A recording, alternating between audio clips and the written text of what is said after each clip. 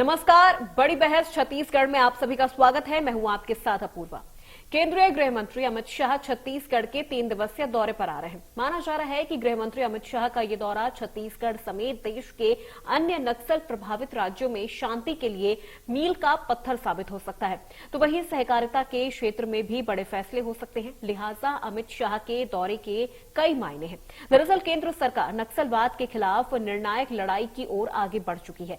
चर्चा है कि अपने 3 दिवसीय छत्तीसगढ़ दौरे के दौरान गृह मंत्री अमित शाह नक्सलवाद के नासूर को जड़ से खत्म करके फाइनल ब्लूप्रिंट तैयार करेंगे।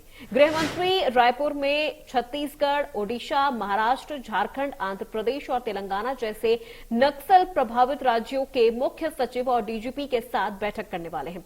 महत्वपूर्ण ये भी है कि छत्तीसगढ़ में सरकार बनने के बाद गृह मंत्री अमित शाह ने 3 साल में नक्सलवाद खत्म करने का संकल्प बताया था।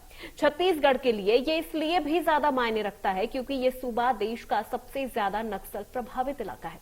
ऐसे में हम आज इसी मुद्दे पर विस्तार से चर्चा करेंगे। चर्चा के लिए कुछ मेहमान भी हमारे साथ जुड़ेंगे, लेकिन उससे पहले सियासी बयानबाजी सुनिए। आज माननीय अमित शाह जी का छत्तीसगढ़ आगमन है। पूरी दृढ़ता के साथ, पूरी ताकत के साथ नक्सलिज्म के विरुद्ध कार्यवाहियों के लिए, आत्मसमर्पण के लिए, उचित माहौल बनाने के लिए और लॉ एंड ऑर्डर, पुलिस के लॉ एंड ऑर्डर की भी समीक्षा के लिए वो आ रहे हैं। कि हमारे कांग्रेस के विधायक को जिस प्रकार षड्यंत्र बनाकर उनको डिटेन अरेस्ट किया गया है, उसको लेकर पूरे प्रदेश में कांग्रेस पार्टी प्रदर्शन करने जा रही है, हर जिला मुख्यालय पर। और इस पूरे मुद्दे को हम पॉलिटिकल और लीगल तरीके से लड़ेंगे। सरकार अपनी नाकामी छुपाने के लिए पूरे घटनाक्रम का दोष कांग्रेस के माथे मढ़ना चाहती है। बलौदा बाजार में जो हुआ और जो हिंसा उसके बाद हुई, उसके लिए सरकार प्रशासन पूरी तरह जिम्मेदार है।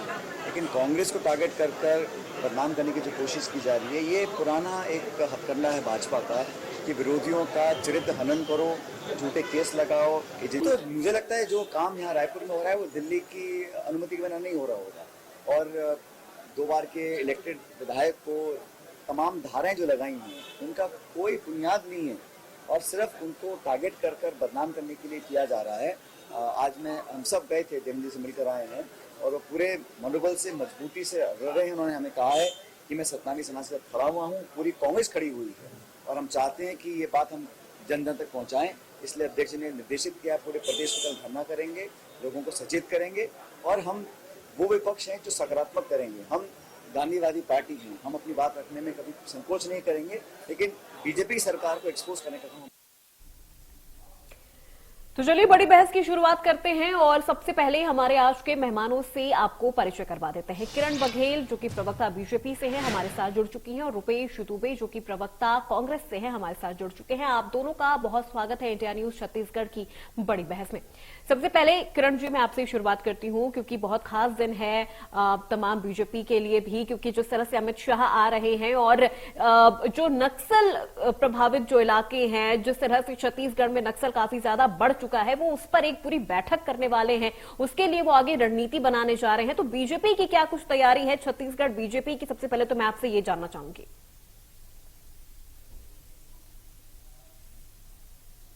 एक ही बात है, एक ही तैयारी है। निश्चित तौर पे माननीय जो अमित शाह जी की जो दौरा है वो निश्चित ही बहुत हाई प्रोफाइल बैठक होगी, जिसमें नक्सलवाद के खात्मे को जो संकल्प लिया था हमारे यशस्वी प्रधानमंत्री ने और हमारी सरकार ने, 3 साल के अंदर छत्तीसगढ़ से नक्सलवाद का खात्मा किया जाएगा। उसी तारतम्य में अमित शाह जी की बैठक है जो कि छत्तीसगढ़ से जुड़े राज्यों के मुख्य सचिव और डीजीपी के साथ की जाएगी, क्योंकि इसके आसपास के जो क्षेत्र हैं वो भी नक्सल से प्रभावित है और ये संयुक्त रूप से ही इसका कहीं ना कहीं खात्मा हो सकता है, क्योंकि ये आसपास के इलाकों का भी कहीं ना कहीं नेटवर्क है, तो संयुक्त रूप से इसका सॉल्यूशन निकल सकता है। और साथ ही साथ एनसीबी नारकोटिक कंट्रोल ब्यूरो के ऑफिस का भी उद्घाटन करने आ रहे हैं। साथ ही साथ 6 माह में जो हमारी सरकार ने काम किया उसकी भी समीक्षा, साथ ही साथ नक्सल प्रभावित लोगों की सुरक्षा और जो नक्सलाइट जो आत्मसमर्पण कर रहे हैं उनके खिलाफ जो माहौल बनाया जा रहा है, उन सभी की समीक्षा के लिए माननीय अमित शाह जी का दौरा है। मुझे आशा है कि इस दौरे से कहीं ना कहीं छत्तीसगढ़ में जो नक्सलवाद के खिलाफ जो लड़ाई लड़ रही है उसको एक बहुत ठोस कदम और अच्छे से सुचारू रूप से गतिविधि आगे बढ़ी। ठीक है रुपेश जी, लगातार छत्तीसगढ़ में नक्सल प्रभावित जो इलाके हैं वो बढ़ते जा रहे हैं, लोगों को परेशानी होती जा रही है और इसी पूरे मुद्दे को लेकर समीक्षा बैठक भी करेंगे अमित शाह। लेकिन कांग्रेस के जो प्रदेश अध्यक्ष हैं दीपक बैज, उनकी तरफ से लगातार ये कहा जा रहा है कि जो फर्जी एनकाउंटर्स हैं वो बंद होना चाहिए। फर्जी एनकाउंटर क्या है, मैं आपसे वो समझना चाहूंगी और क्यों उनको ऐसा लग रहा है कि नक्सलियों के खिलाफ जो कार्रवाई हो रही है वो सब फर्जी है।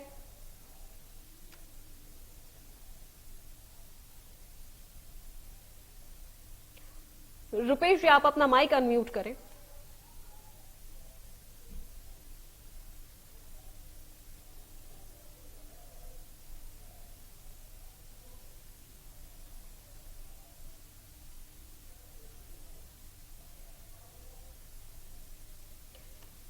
चलिए, तो किन्हीं कारणों की वजह से रुपेश जी की आवाज हम तक नहीं पहुंच पा रही है। किरण जी, यही सवाल मैं आपसे भी पूछना चाहूंगी कि छत्तीसगढ़ में फर्जी एनकाउंटर कब बंद होगा, ये बैच का सवाल है। उनकी तरफ से यह आरोप लगाया जा रहा है बीजेपी पर कि आदिवासियों को फर्जी नक्सली बताकर जेल भेजा जाता है।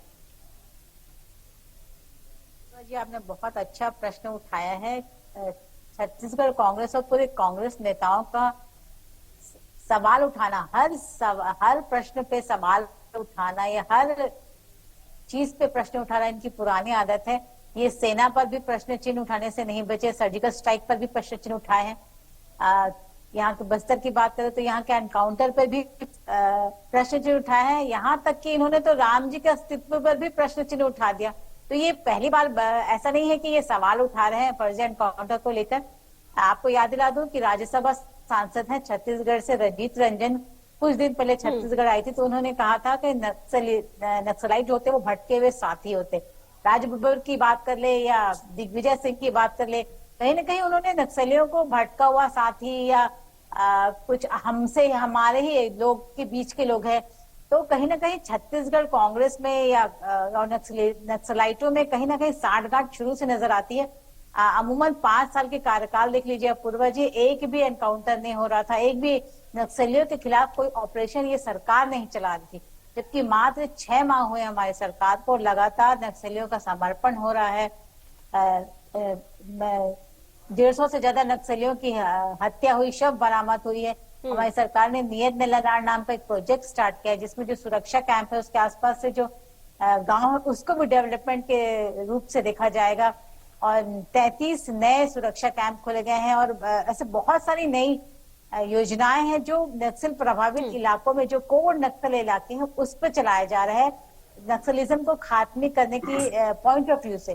तो मुझे लगता है कि जल्द ही छत्तीसगढ़ को और आसपास के प्रदेशों के संयुक्त कॉपरेशन से, संयुक्त तत्वाधान से नक्सलिज्म का खात्मा छत्तीसगढ़ में बहुत जल्दी होने वाला है। जिस संकल्प के साथ हमने। रुपेश जी, अपूर्वा जी आवाज आ रही है? जी जी बिल्कुल, आपकी आवाज आ रही है। सवाल मैं एक बार फिर से दोहरा देती हूँ, क्यों कांग्रेस को ऐसा लगता है कि ये सब फर्जी एनकाउंटर्स होते हैं? क्यों कांग्रेस को लगता है कि जो गांव के लोग हैं, जो आदिवासी हैं, उन्हें ही नक्सली बताकर उनका ही एनकाउंटर कर दिया जाता है? जबकि देखा जाएगा, डेटा देखा जाए तो पिछले 8 महीने में 32 से ज्यादा नए कैंप खोले गए हैं और नक्सलियों का जो अवैध किला जिसे कहा जाता है अबूझमाड़, उसे लगातार भेदा जा रहा है। अपूर्वा जी नमस्कार, किरण बघेल जी नमस्कार। देखिए, जिस प्रकार से छत्तीसगढ़ में 8 माह की सरकार है, सत्ता और संगठन में जिस प्रकार से निस्ता नाबूद है, कानून व्यवस्था बदहाल है, आम जनता अपने जनहित के जो उनके निर्णय हैं उससे भी वंचित है। आम जनता को सरकार के योजनाओं का लाभ नहीं मिल रहा है। इन सब चीजों से ध्यान भटकाने के लिए अमित शाह जी आ रहे हैं। क्योंकि देखिए, अमित शाह जी हैं देश के भाजपा के शीर्ष नेताओं के द्वितीय क्रम के नेता हैं। और मैं देखिए राजनीतिक बात नहीं करना चाहता, ये जिस प्रकार की एनकाउंटर की बात हमारी छोटी बहन किरण बघेल जी कर रही हैं, इनको जानकारी होनी चाहिए। इनके भाजपा के जब छत्तीसगढ़ में सरकार थी तो 714 प्रकरण और 944 निरीह आदिवासियों को नक्सली बना करके जेल में ठूस दिया गया था। कांग्रेस सरकार आने के बाद जस्टिस पटनायक की कमेटी बनाई गई। जस्टिस पटनायक की कमेटी ने जांच की और वो निरीह आदिवासी जो नक्सली बता करके जेल में बंद थे उनको रिहा किया गया।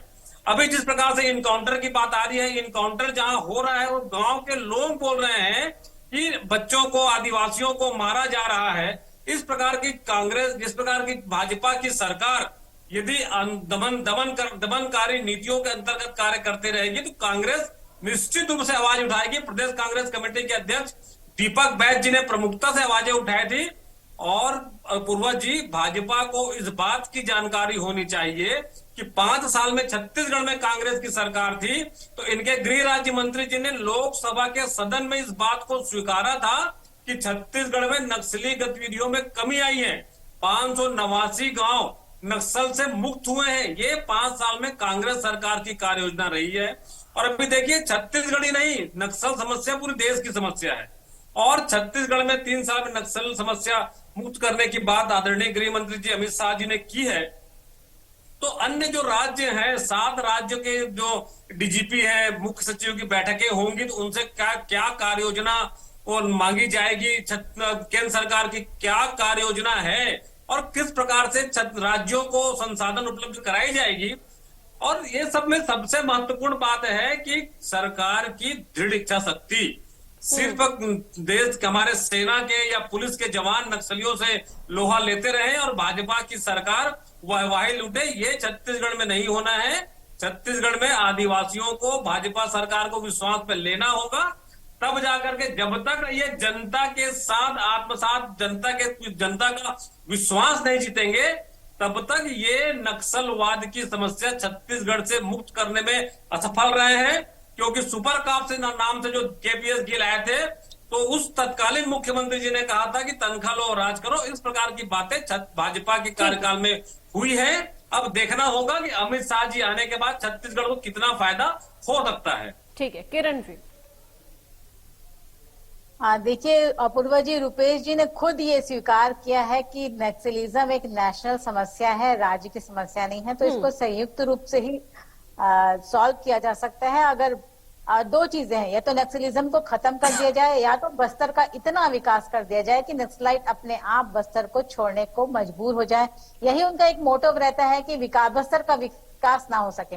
तो रुपेश जी के मैं बता देना चाहूंगी कि पिछले 15 साल में हमारी भाजपा की सरकार में अगर विकास बस्तर का हुआ तो सिर्फ और सिर्फ भाजपा की सरकार में हुआ है। रुपेश जी, अगर आज बस्तर का आदिवासी भरपेट भोजन खा के सोता है तो हमारी ब्राह्मण सरकार की पीडीएस सिस्टम का ही देन है। अगर बस्तर में चमचमाती सड़कों का जाल बिछ रहा है तो हमारी सरकार की देन है। मोबाइल टावर्स की बात कर ले, दंतेवाड़ा को एजुकेशनल हब के रूप में विकसित करने की बात कर ले, मेडिकल कॉलेज की बात कर ले, बस्तर विश्वविद्यालय की बात कर लीजिए, इंजीनियरिंग कॉलेज की बात कर ले। और अभी हाल ही में हमारी सरकार आने के बाद जो प्रति बोरा तेंदुपत्ता का मानक बढ़ाया गया है और जो बोनस आप लोग ने रोक दिया था वो फिर से हमारी सरकार ने चालू किया है। तो कहीं ना कहीं बस्तर का अगर विकास हो रहा था तो पिछले 15 साल में ही हो रहा था, जो कि 5 साल इनकी सरकार आने के बाद थम सी गई थी। अपूर्वा जी, पुनः बस्तर की जनता ने भाजपा को सत्ता पे बिठाया है और विकास की जो गाथा रुकी हुई थी पुनः पटरी पर आ गई हो। चाहे जो स्कूल हमने बंद कर दिए थे उसको इन्होंने फिर वापस नक्सल गतिविधियों के कारण खोल दिया था, उसकी बात हो या एजुकेशनल के मामले में बात हो, लगातार फिर से मुख्य धारा में बस्तर को लाने का प्रयास किया जा रहा है। इसका ताजा उदाहरण है हमारे गृह मंत्री जी का दौरा, जो कि वो समीक्षात्मक बैठक लेने आए हैं, जो कि मुख्य उद्देश्य 4 महीने में दूसरा दौरा है छत्तीसगढ़ में अमित शाह का। जी रुपेश जी, क्या कहना चाहेंगे आप इसमें? ठीक है किरण जी, आपके पास। अपूर्वा जी, छत्तीसगढ़ में भाजपा की हालत और छत्तीसगढ़ में जनता की हालत दूरदर्शी सरकार के कारण खराब होते जा रही है। बार बार हमारे किरण बघेल जी बता रहे हैं कि शिक्षा के क्षेत्र में इनके कार्यकाल में 314 स्कूल बस्तर में बंद हो गए थे।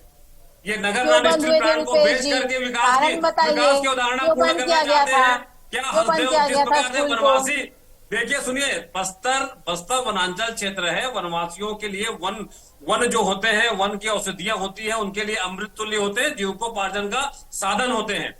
भाजपा के 15 वर्षीय कार्यकाल में ये मात्र 7 वनोपज को ये खरीदी करते थे। कांग्रेस की सरकार ने 65 से ज्यादा वनोपज की खरीदी करके उनको आर्थिक रूप से सुदृढ़ किया है। ये विकास की परिकल्पना वनों को काट कर विकास की परिकल्पना नहीं हो सकती। जिस प्रकार से कोयला खनन के लिए हसदेव का जंगल काटा जा रहा है, उस क्षेत्र में यदि बस्तर के विकास की बात करेंगे तो बेईमानी होगी।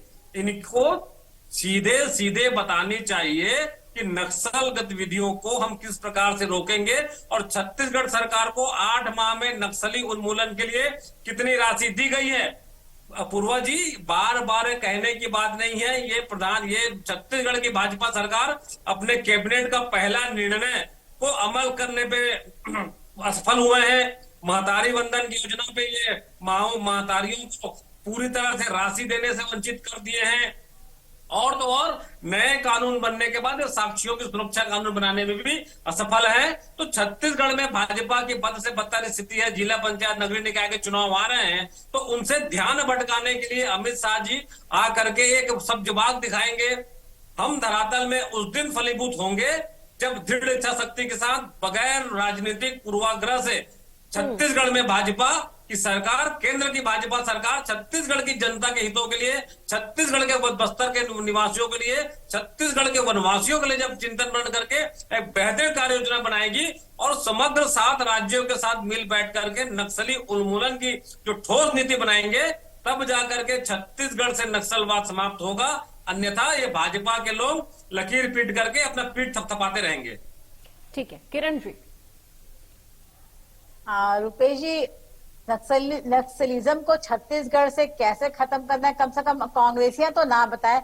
जनता ने और बस्तर की जनता ने आपको 5 साल आपको सत्ता में बिठाया था। जनता ने देखा है, 5 साल आपको सत्ता में बिठाया था, मगर लोकसभा में कांग्रेस सरकार की योजनाओं एक एक करके रुपेश जी, किरण जी, एक एक करके। किरण जी, आप पहले अपनी बात कंप्लीट करिए। 33 सुरक्षा कैंप खोले गए हैं पूर्वा जी, 33 सुरक्षा कैंप 8 माह के अंदर। नियत में लदार प्रोजेक्ट की बात करूं, जो पहले कैंप खोला जाता था उसके आसपास के गांव खाली कर दिए जाते थे डर के मारे। लेकिन इस बार हमारी सरकार न सिर्फ कैंप खोल रही बल्कि उसके आसपास के गांव के विकास के लिए भी समुचित ध्यान दे रही है। इसका उदाहरण है, सुकमा में एक ऐसे मंदिर था जो 20 साल से नक्सलियों के डर के कारण राम मंदिर बंद था। हमारे गृह मंत्री विजय शर्मा जी ने उस मंदिर को खुलवाने का काम किया है। तो धीरे धीरे नक्सलिज्म का खात्मा होता नजर आ रहा है और कांग्रेसियों को, अपराधियों को संरक्षण देना शुरू से इनकी आदत रही है। अभी इनके, अगर मैं पूछ लूं रुपेश जी से कि अभी सचिन पायलट जी क्यों आए हैं, तो वो बता नहीं पाएंगे। कहीं ना कहीं देवेंद्र यादव जी के संरक्षण देने आए हैं। अगर विश्नोई जी की बात कर ले, सौम्या चौरसिया जी की बात कर ले, अनवर ढेबर जी के, तो शुरू से इनके सरकार में अपराधियों को संरक्षण देने का काम किया है। मुझे लगता है बादस्तूर जारी है और जनता ने इनको मुंह की खिला दी है। रुपेश जी, लोकसभा चुनाव में तो आप लोग ने नतीजा देख लिया, आगे नगरीय निकाय चुनाव में भी देख लीजिएगा, पंचायत चुनाव में भी देख लीजिएगा। और आपके जो प्रभारी है, मेरे ख्याल से 2 प्रभारी तो बदल चुके हैं, शायद तीसरे भी आ जाए, लेकिन छत्तीसगढ़ कांग्रेस का हाल नहीं बदलने वाला। रुपेश जी, क्या जवाब? देखिए जिस प्रकार से किरण बघेल जी कह रही हैं, इनको अपने भाजपा के पिछले 5 वर्ष में जब कांग्रेस सरकार थी तो भाजपा का संगठन किस प्रकार से था, किस प्रकार से राज्य प्रभारी और प्रदेश अध्यक्ष बदलते रहे, इस बात को जानकारी रखनी चाहिए। और रही बात देवेंद्र यादव की, तो देवेंद्र यादव जी के घटना के बारे में सभी जान रहे हैं किस प्रकार से पूर्वाग्रह से ग्रसित होकर के भाजपा काम कर रही है। जब से छत्तीसगढ़ में भाजपा की सरकार आई है, जनता के हितों के लिए, जनता के जो आर्थिक समृद्धि की जितनी योजनाएं थी, उन योजनाओं को बंद करने का काम भाजपा की सरकार ने किया है। और सबसे विकट स्थिति यह है कि जिस भाजपा को छत्तीसगढ़ राज्य की जनता ने 10 सीटें दी है और उस भाजपा के शीर्ष नेताओं ने, केंद्रीय नेतृत्व ने एक केंद्रीय राज्य मंत्री का पदवश दिया। इससे छत्तीसगढ़ की जनता के जनादेश का अपमान भाजपा ने किया।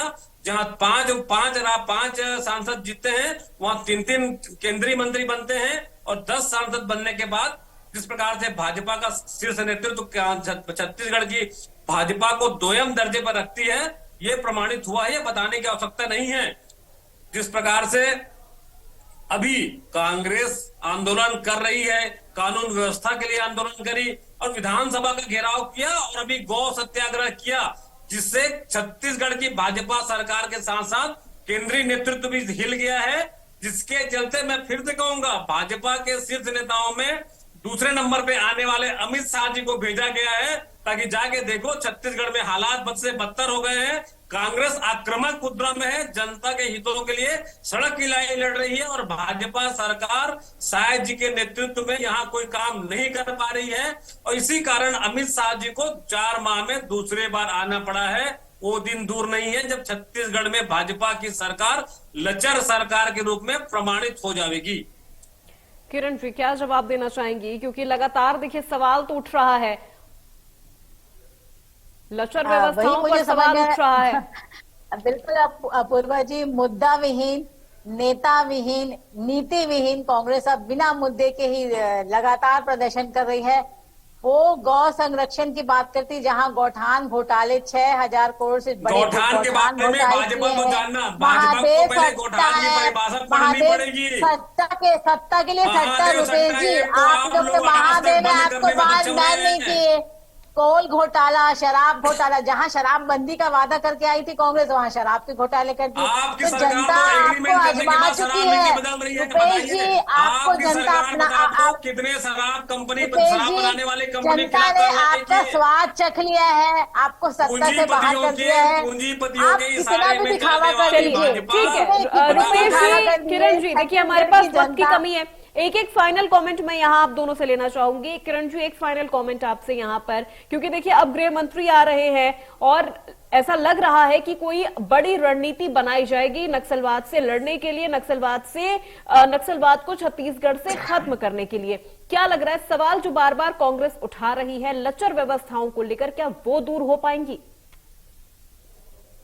देखिए अपूर्वा जी, मैं शुरू से कहते आ रही हूँ कि जब से हमारी सरकार आई है, बिल्कुल हमारी सरकार संवेदनशील है बस्तर के वासियों के प्रति और नक्सलिज्म के प्रति, कि यहाँ छत्तीसगढ़ से इसका खात्मा जरूर होना है। यही कारण है कि अमित शाह जी इतने 3 दिन दिवसीय दौरे पे आए हैं। वो छत्तीसगढ़ की ही रिपोर्ट नहीं ले रहे, बल्कि आसपास के लगे नक्सल से प्रभावित क्षेत्रों के मुख्य सचिव और डीजीपी से भी मुलाकात कर रहे हैं, रिपोर्ट ले रहे हैं। ये साफ दर्शाता है कि किस प्रकार वो कितने कंसर्न है, फोकस है नक्सलिज्म को के खात्मा को लेकर। तो मुझे लगता है आने वाला इनका जो दौरा है उससे कोई ना कोई ब्लूप्रिंट तैयार होगा नक्सलिज्म के खिलाफ और बस्तर की विकास गाथा के लिए। और साथ ही साथ जो समीक्षा होगी हमारे 6 माह के सरकार के, जो उसमें भी कुछ जो भी उनको आगे की कार्य योजना समझ आएगी वो भी निर्धारित होगी। तो मुझे लगता है इनका ये दौरा बहुत ही पॉजिटिव रहेगा और छत्तीसगढ़ की जनता के लिए कोई अच्छा संदेश देके जाएगा। रुपेश जी, क्या लग रहा है इस बार का अमित शाह जी का दौरा कितना पॉजिटिव होगा और इसका कितना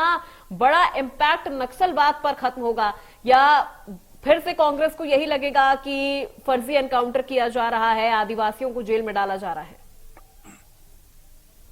अपूर्वा जी, कांग्रेस को लगता नहीं है, आम जनता जानती है कि फर्जी एनकाउंटर और निरीह आदिवासियों को भाजपा जेल में ठूसने का काम करी है। छत्तीसगढ़ में भाजपा खात्मा होने की कगार पे है और इसलिए वो छत्तीसगढ़ में नेताओं के बीच में आपसी सामंजस्य नहीं है। वरिष्ठों को जिस प्रकार से दरकिनार कर दिया गया, मोहन अग्रवाल जी को सांसद बना करके लूप लाइन में डाल दिया गया है। ये तमाम तरह के भाजपा के अंदर जो सुलगते सवाल हैं, जिससे भाजपा अंदर ही अंदर खोखला होकर के जल रही है, उसको काफी हद तक थोड़ा बहुत बचाने के असफल प्रयास के चलते अमित शाह जी आ रहे हैं। लेकिन छत्तीसगढ़ की जनता जानती है, उनके साथ जो हितकारी निर्णय लेंगे। देखिए, नक्सल समस्या के लिए मैं फिर से कहूंगा, नक्सल समस्या के लिए ठोस नीति और निर्णय की आवश्यकता है। यदि भाजपा में थोड़ी भी छत्तीसगढ़ के प्रति सहानुभूति है, छत्तीसगढ़ के प्रति लगाव है, छत्तीसगढ़ का सम्मान है, तो वो इस योजना को विस्तृत रूप से कार्य करेंगे। लेकिन ना तो इन्होंने छत्तीसगढ़ को कोई नक्सल उन्मूलन के लिए राशि दी है और ना ही छत्तीसगढ़ के नेताओं को केंद्र में नेतृत्व प्रदान किया है। ऐसी स्थिति में भाजपा सिर्फ और सिर्फ दो मुही बातें करके छत्तीसगढ़ के साथ फिर से अन्याय करेंगे। अमित शाह जी आएंगे, छत्तीसगढ़ भ्रमण करके अपना लोकार्पण शिलालेख लोकार्पित करके वापस चले जाएंगे। चलिए ठीक है, रुपेश जी, किरण जी, आप दोनों का बहुत शुक्रिया हमारे साथ बड़ी बहस में जुड़ने के लिए, तमाम सवालों के जवाब देने के लिए। देखिए, अमित शाह पहुंच रहे हैं छत्तीसगढ़, 4 महीने में ये दूसरा दौरा है। नक्सलवाद को खत्म करने के लिए पूरी तरह से चरणबद्ध तरीके से रणनीति बनाई जाएगी। ये एक बड़ी उम्मीद छत्तीसगढ़ की जनता को है कि इस बार अमित शाह आएंगे तो नक्सलवाद को खत्म करने की एक बड़ी स्ट्रैटेजी बनाई जाएगी। लेकिन लगातार कांग्रेस की तरफ से भी सवाल उठ रहे हैं और अब ये देखना होगा कि